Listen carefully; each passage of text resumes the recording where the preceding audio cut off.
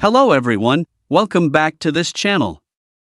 In this video, I will show you the easy and clear steps on how to turn off notifications in Everand application. So how to turn off notifications in Everand application?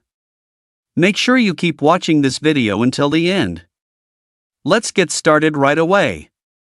Firstly, open the Everand app on your Android device. This is the initial screen of the Everand app. Next, tap the profile icon at the bottom right of the screen. And a menu like this will appear. Tap Menu Notification Settings.